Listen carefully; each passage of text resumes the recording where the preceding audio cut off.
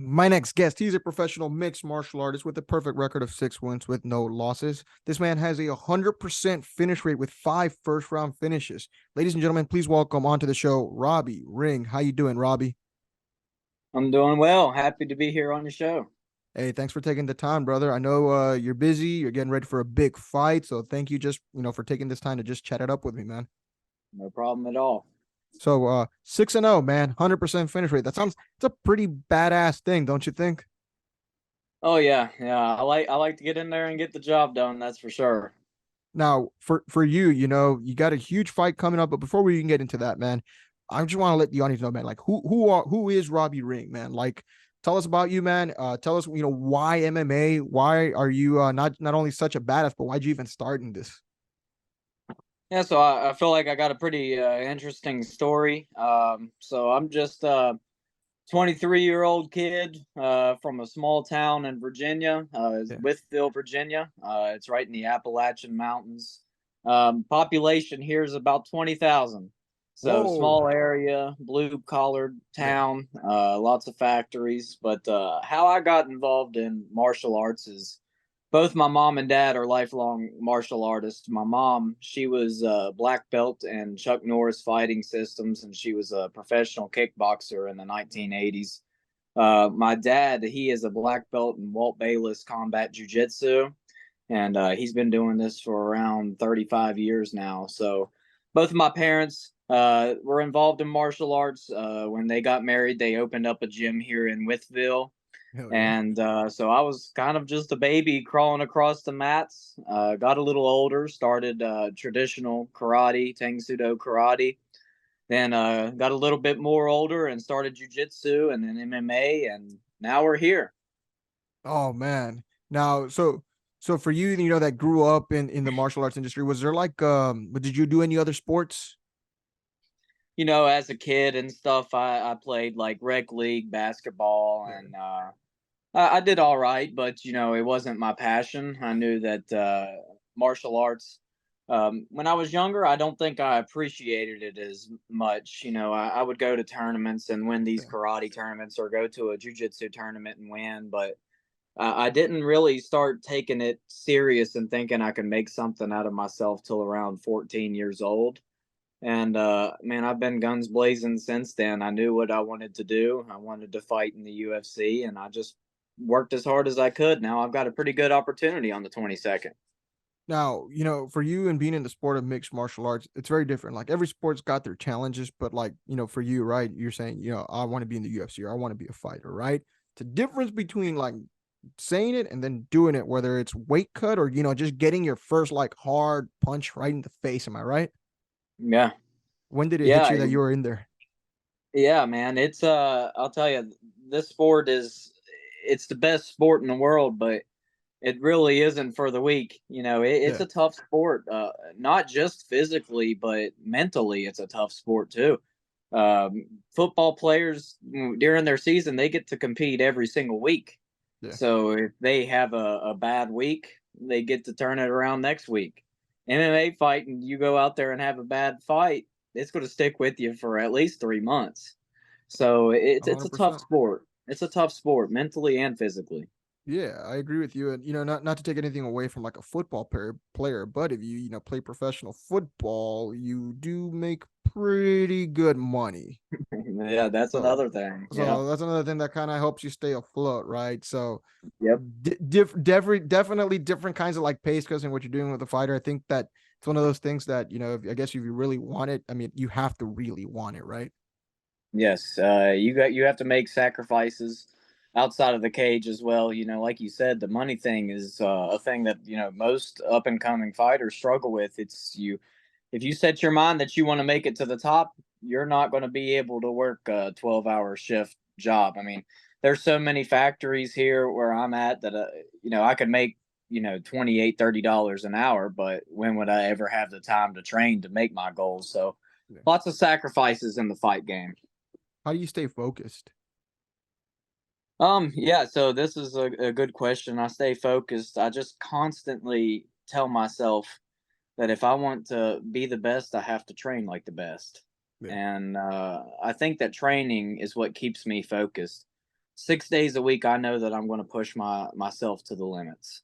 One day of rest to relax the body and relax the mind, but when you put in all that work, it's kind of hard not to stay focused. Yeah. So I think that hard work leads to keeping focus on a fight, and plus, when you've worked so hard for something for so long, you know that this is like, I know from my fight on the 22nd that this is my time to go out there and show the world who I am.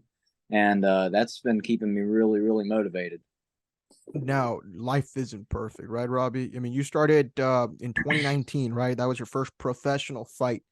You were your career kind of overlapped under the COVID time, right? Yes, sir.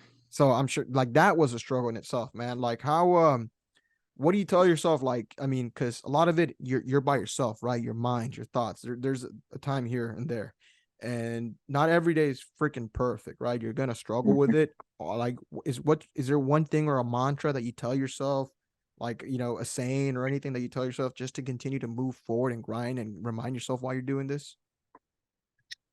Yeah. So, during COVID, that was a very hard time.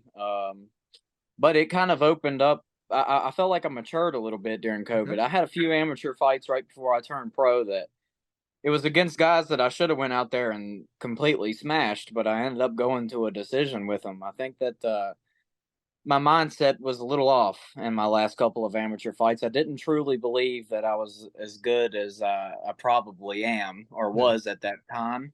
So I started really just believing in myself and waking up every day and say, I'm a bad guy. I wake up every morning and say, I'm a bad guy and I need to go out there and prove it today.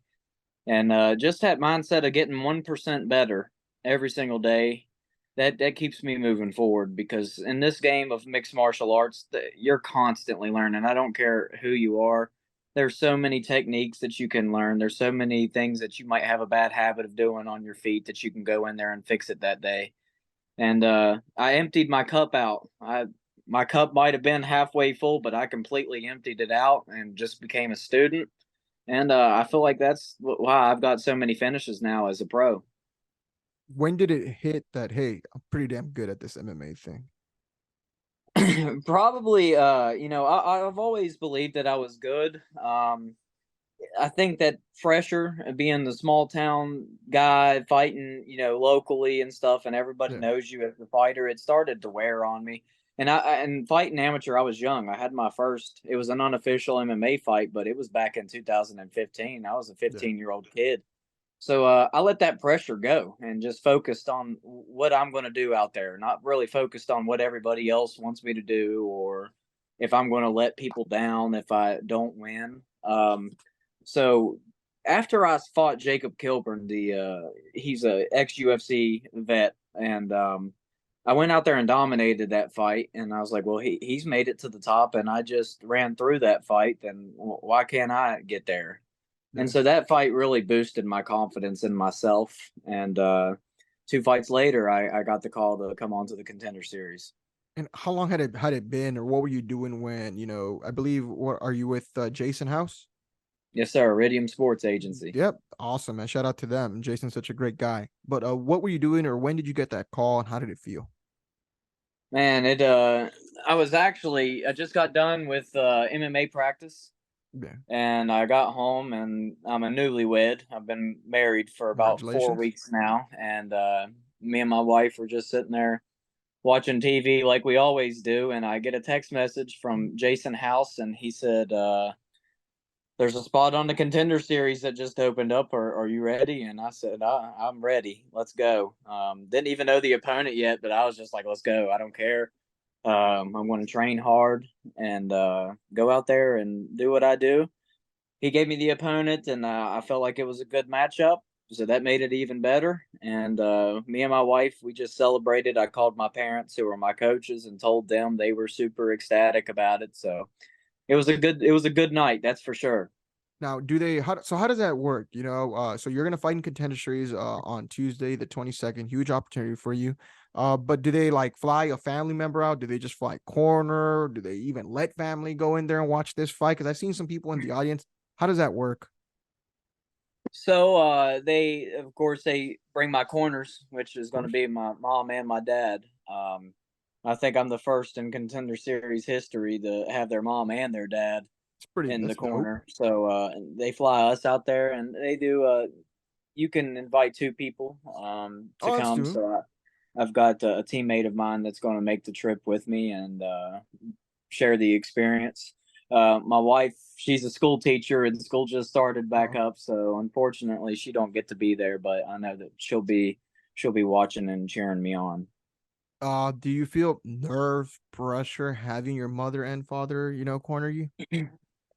Not really because they've been in my corner for a lot of fights.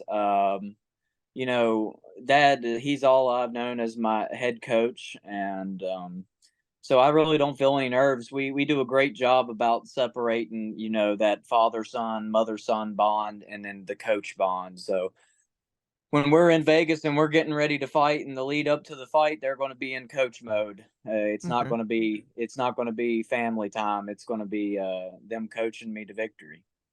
No, 100%. I what's funny is, growing up as a kid when I did jujitsu, I didn't like my parents even watching me. And I even not Yeah, just in like martial arts, but with anything, I was like, can you like yeah. stay away? Like it. You're going into like a fist fight with mom and dad watching, man. So that's pretty neat there. Um, who motivated you besides families or a fighter that you looked up to, someone that like really like got your attention into the UFC? Great question.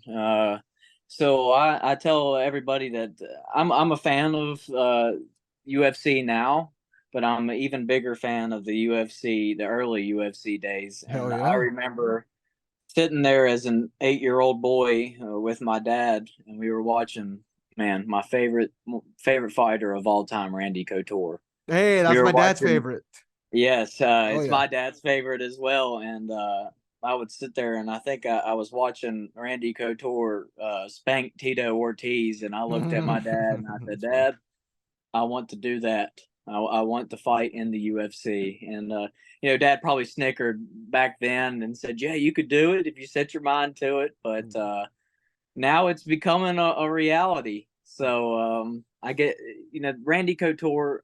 I probably give my he's got my absolute respect. I love that man. I love his fighting style. Still follow him. He's a great guy. Yeah, he's doing great stuff at the PFL as well. Yes, he is. So he's killing it. Robbie, Tuesday, contender series fight, man. Going out there, man. What would it mean to you for you to secure a UFC contract? Man, I don't think that words could even express how much that would mean to me, but not only me, but my wife, my parents, my gym, Ring Combat Sports. Man, it would just show that you don't have to come from a big area or a huge gym. There's nothing against that, but you see, we don't have that here in small town Withville in the middle of nowhere. No We're UFC just people have come through where you're from? we I have some buddies that come in and train that's in the UFC. Brian Battle, Yeah. he comes down. Hey, Brian Battle's been on the show. Shout out to him. Yeah, that's he's a good friend of mine. I go to his gym in Charlotte and train. He comes down here and trains. He's one of my good friends. But for the most part, it's just blue collar workers. They get off of work. There you go. They get off of work and they come to the gym and they're hard workers and tough. They've got some tough guys down here. So mean the world. Now, for you, any extra nerves? Do you feel like any extra pressure headed into this fight? This is a very big opportunity for me. Yeah. So yeah, there's a couple nerves there, but it's more like excitement nerves. Yeah. I've had a lot of fights for my age. I think that counting my unofficial MMA fights and then my amateur fights and then my pro fights, I think that this is like number 24 for me. Yeah. So I've had a lot of fights. I know what it's like to be in the octagon. I just got a lot more eyes on me this time. So more excitement, nerves than anything. If your opponent is listening to this and he's trying to, kind of maybe get in your head or whatnot, or just see what you're saying, what message do you have for him? My message for him is he needs to be ready because I've trained my butt off for this fight. This is, I'm sure that he would say the same thing, but this means everything to me. This is not just the last 6 years of a dream. This is my entire life that I'm fighting for right here. This is all I've ever wanted in my entire life, and I've put in so much work for a long time to get here. So he better come ready because I'm giving it a 100% in there, and I don't plan to leave not victorious that night. Without getting ahead of yourself here, you're looking at, you got to make a big splash, right? This is what this is for, is a job interview, right? In Yes, front of sir. Dana White, in front of the most important minds in the UFC, man. So getting a finish is the game plan, right? It's always the Oh game yeah. plan. 100% finish rate. You kind of have an idea of what the hell you're going to do once you finish him. I want to grab a hold of that neck, choke him out, and then get up and just go to Dana White and say, "I'm here." Uh, Hell yeah. that I've worked hard for this. I'm here. Come on, sign me. I won't let you down. Hell yeah. Now, Robbie, is there to anyone out there that is a fan of yours or may just be hearing about you for the first time, man? What message do you have for them? What can they expect from Robbie Ring this coming Tuesday on the Contender Series? Well, you better tune in and watch me because I'm different than most fighters. I've got that old school fighting style in me. I've got that dog in me. I like to put people on their back, elbow them, punch them, and then look for the opening. I like to feel the person break. And that's what we that's what the game plan is for this fight is pressure him until he breaks and then look for the finish. If you like the old school days of MMA, then you'll like Robbie Ring.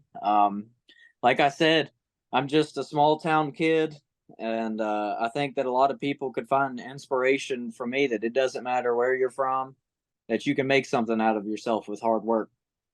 Hey, man, I love it. Robbie, thank you so much, man. I appreciate your time. Is there anything you want to let the audience know before we sign off?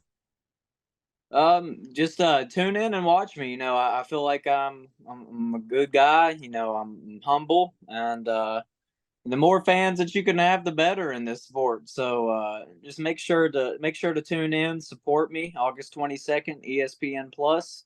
You won't regret it. Hell yeah, man. Ladies and gentlemen, that is professional mixed martial artist, undefeated Robbie Ring. Robbie, thank you so much for your time. Yes, sir. Thank you.